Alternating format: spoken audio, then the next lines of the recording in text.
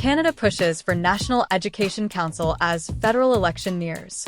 With a federal election approaching, education leaders across Canada are calling for the creation of a unified body to guide the future of international education, amid growing political scrutiny and shifting immigration policies.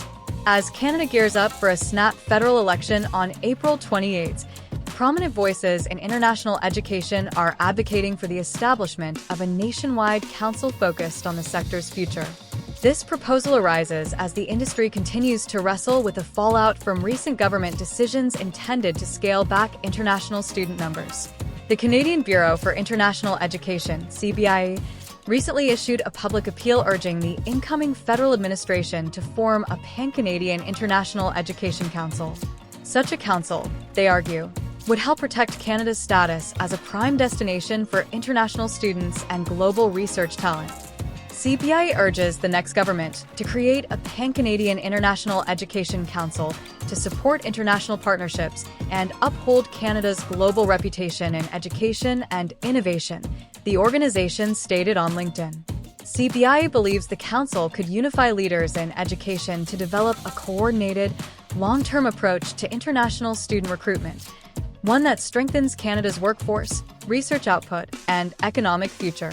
The political backdrop is heating up as well. Prime Minister Mark Carney, who took office following Justin Trudeau's resignation, has called for early elections amidst increasing strain with the U.S. and rising concerns about housing availability, often linked to immigration levels. The election race is now intensifying, with the Liberal Party gaining ground and surpassing the Conservative Party in the polls, despite the latter's sizable lead earlier this year. The Conservative Party, led by Pierre Poilievre, has been vocal about the need to reduce immigration and address soaring housing costs. Although the Liberal government has already initiated several reforms to manage immigration, including trimming permanent residency targets and enforcing stricter rules on international students, critics argue it hasn't gone far enough.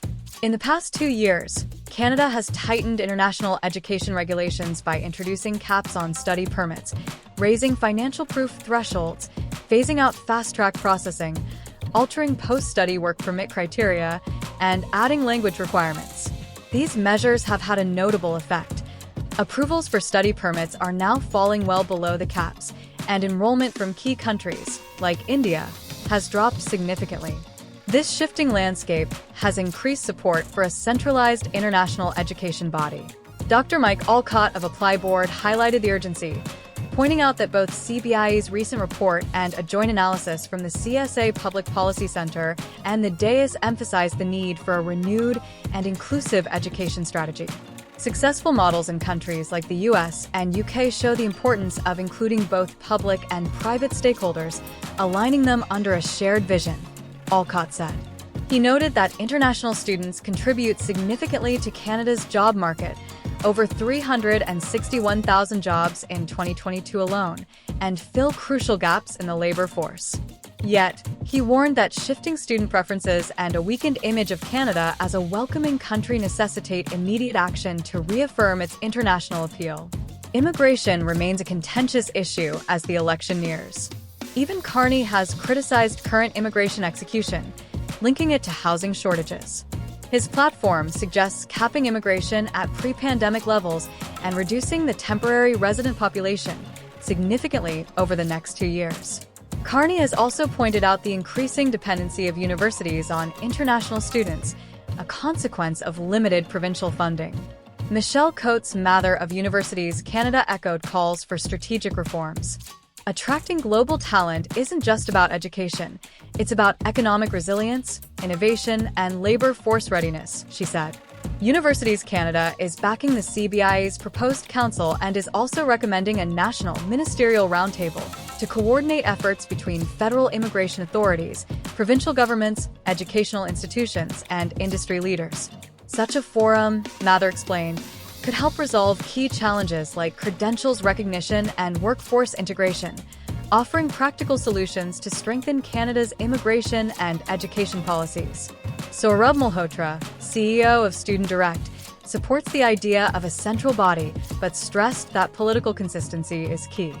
What the sector needs most is stability and streamlined processes, especially in terms of study permit approvals and acceptance rates, he said. He emphasized the growing potential of regions like Africa and the need for Canada to be proactive in reaching out to these markets through targeted promotion and improved support systems like housing and settlement services. With countries like the US becoming more restrictive, Canada has a chance to stand out by embracing smart, inclusive policies. Malhotra suggested that refining work permit rules to match local labor demands and broadening eligibility could help attract and retain high-potential international talent. As the election looms, stakeholders hope the next government will listen and move toward a more coordinated and forward-thinking approach to international education in Canada.